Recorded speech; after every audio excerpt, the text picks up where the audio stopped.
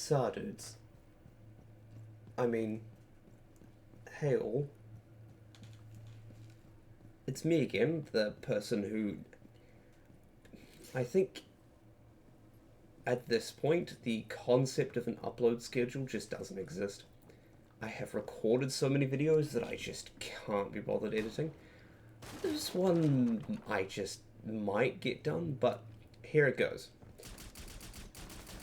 I have played Siege since Operation Shadow Legacy, which I know doesn't make me that much of an OG player, but it's been, what, 3 years at this point? I think I just recently did the math, which is a while, as I think about it. But recently, I've had a rather genius idea.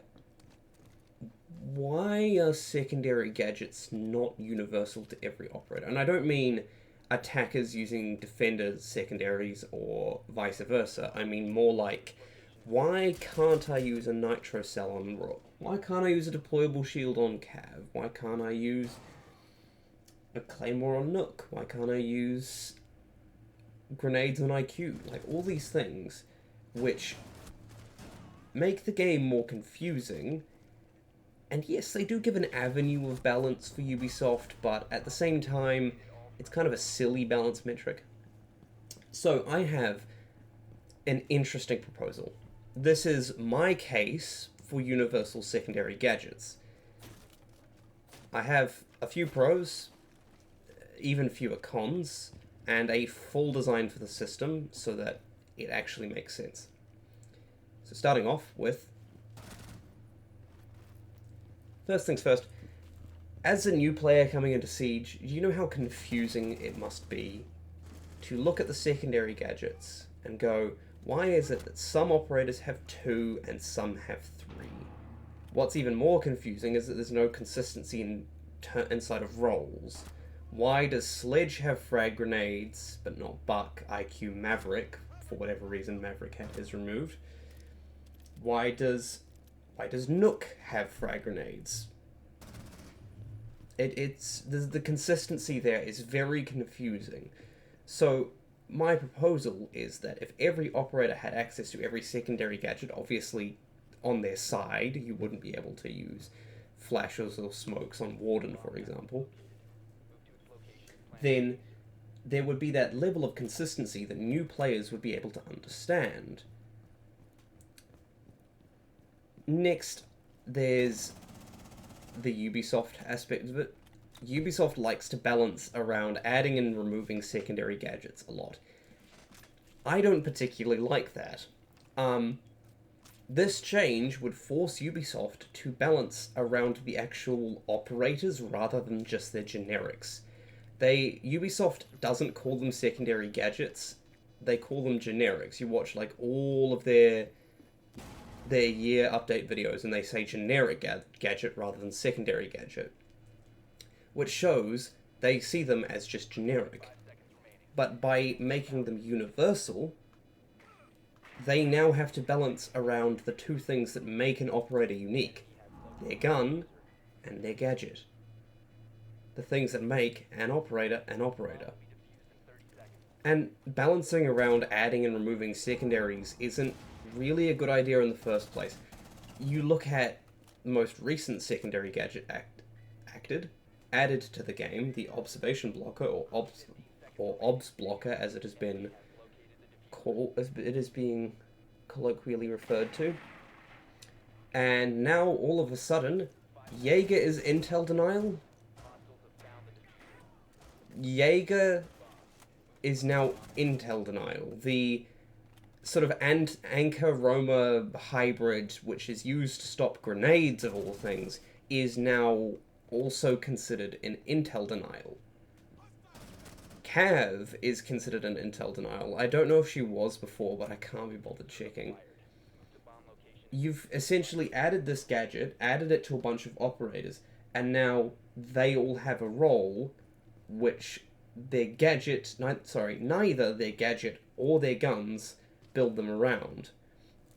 When they added secondary EMPs, what is Monty? He is a shield op. His job is to get inside and essentially be an unkillable drone. But now he is a wall support. Gridlock, who is for post-plant almost completely specifically, is now also has the ability to open up a wall. Sorry, not open up a wall. Assist opening up a wall.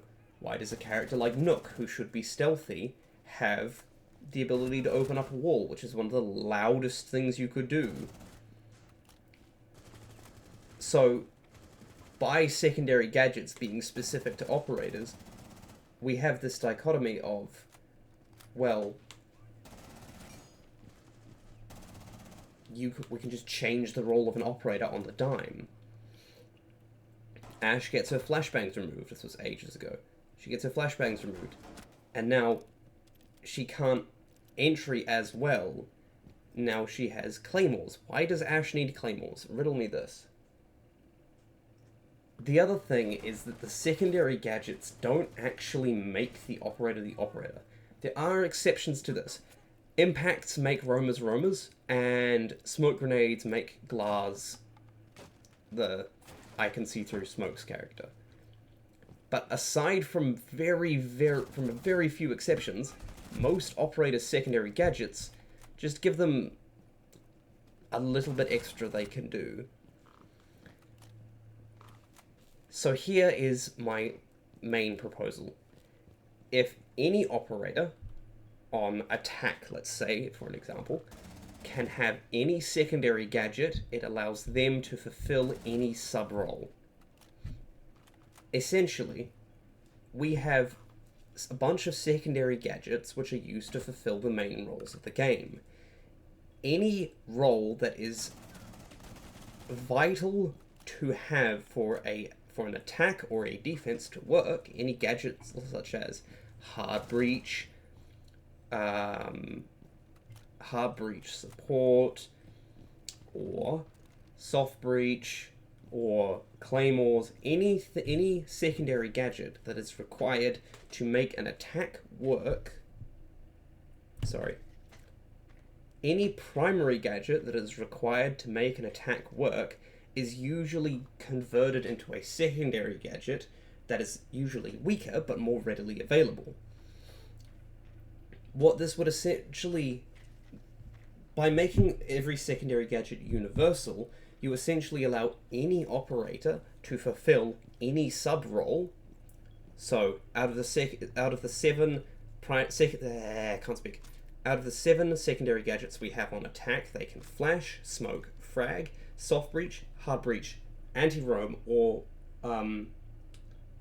get rid of wall denial. Plus what they already do their primary gadget.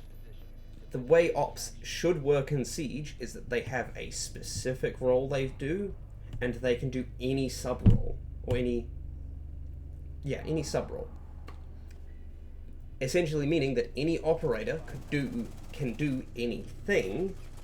Some ops do that better than others. Obviously, if you want better flank watch, you're going to go with a Nomad. If you want better hard breach, you go with a Thermite, an Ace, Habana, etc.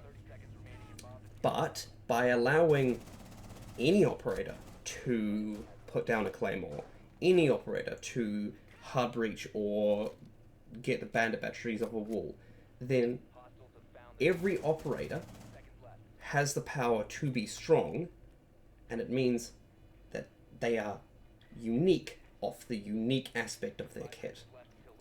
I will be probably releasing a video sometime this week, after this one, which is a change for most of the operators in the game to make them more dynamic in their kit, that is their gadget and guns, that isn't their secondary gadgets. I don't think that secondary gadget balancing should be a thing. So, those of you who understand Siege very well will probably see a few glaring errors in this plan to make universal secondary gadgets. I have two, the first two that I could think of. One would be the potential spammability of certain gadgets. If all 5 attackers took frags, playing on defense would be hellish. you would need a Jaeger and or a Wamai in order for defense to even be bearable. And we don't want another 90% Jaeger or Wamai pick rate. That would be a pain to balance around. So there's that one potential risk of spammable gadgets. But I have solutions for those. Another con for this change would be that Ubisoft can't really balance they would struggle to balance certain operators around certain gadgets. Some operators, like Kavira, would be very strong with, say, a nitro cell, so just being able to freely give it to her could become a problem. So here is the two solutions that I have mainly. One is the gadget stock system. Rather than having every operator bring any secondary gadget, the attacking and defending team have stocks of each secondary gadget. The minimum should be 2 for each, but I guess it doesn't really matter, but I'll get to that later. I will probably put on screen here how much I think the stock should be for each gadget. Essentially, whenever you pick an operator and then you pick their secondary gadget, you take 1 from that stock and that stock is reduced. You can't take from it if it is 0, but there is an exception to that. Some operators can have a variance in how much they take. Operators like Kavira would probably take 2 nitro cells if she tried to take 1. That would mean that some operators can be rebalanced based on how many they can bring. Kavira can take a nitro cell, but it means that the amount of nitro cells they could take is reduced by 1. On the other hand, the reverse is also true. An operator like Glass has a 0 for smoke grenades. This means that when you pick Glass and smoke grenades, he does not take from the stock. This could, in theory, go up to 3, but I feel like 0, 1, and 2 is probably the best. And in theory, you could also have an operator which adds 1 to the stock when they are picked on your team. So, I don't know. Can't think of any examples off the top of my head. But the balancing is still there for Ubisoft to use. This means that you wouldn't have to, on attack, deal with 5 deployable shields. You would probably only have to deal with 2. Any operator that doesn't take from the stock can take it at all times. Any operator that does or takes more has to worry about that. About overtaking from their supply of gadgets. The second system is the buy and ban system, specifically for ranked and unranked. During the ban phase, each team would get to ban and buy 2 sets of a secondary gadget. Allow me to elaborate on this. Whenever your team is not banning an operator, your team gets to buy and ban one secondary gadget and ban 1 secondary gadget. Here's what this would do. Any gadget that your team votes to ban will reduce the amount of sets the other team has of that gadget by 1, and any gadget you buy increases the sets that you have by 1. You get 2 bans and 2 buys total. 1 buy and ban on the first time you aren't banning an operator, and 1 buy and ban on the second time you aren't banning an operator.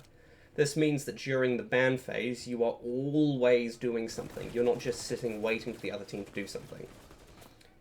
You would not be able to see what the other team has bought and banned until the end of the ban phase, but you would still have that ability to decide. You can spend your buys and bans however you want. You could ban 2 of the same gadget, reducing the instances by 2. You could buy 2 of the same gadget, increasing the instances by 2. By instances, I should be saying sets. Sorry. Instance would be the actual gadget itself. A set would be how many gadgets you have. This could, in theory, mean that you have 5 nitro cells, so you could try and build into that, but it would require you pouring all your effort into this. the enemy team could entirely prevent you from bringing frag grenades. Now here's where a few exceptions come in. If you don't, let's say for example, Sledge has a 0 for frag grenades. He does not take from the stock when he picks frag grenades. If frag grenades are fully banned,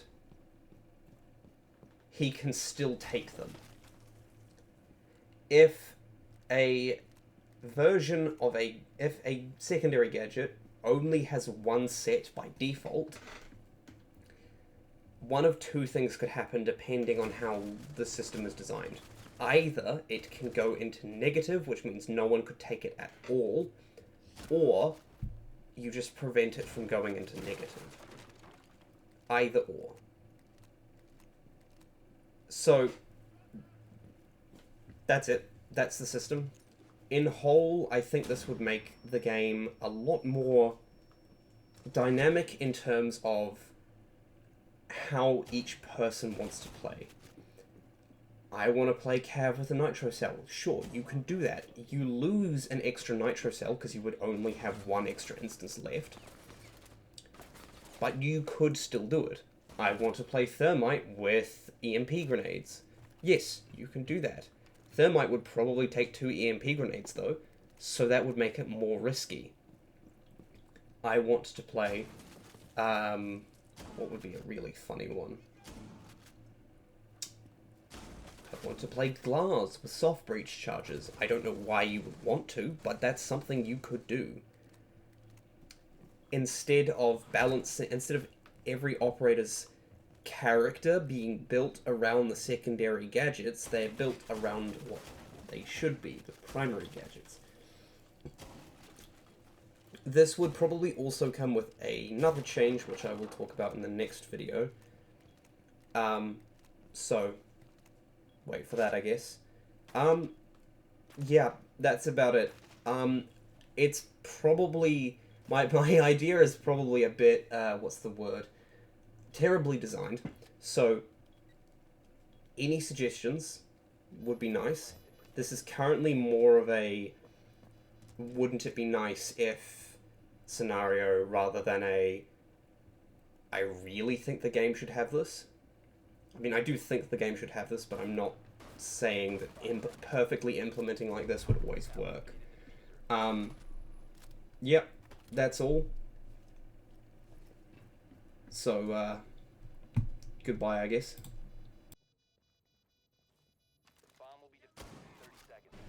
Hi, this is Editing Ruben here. I'm making a quick addendum to this.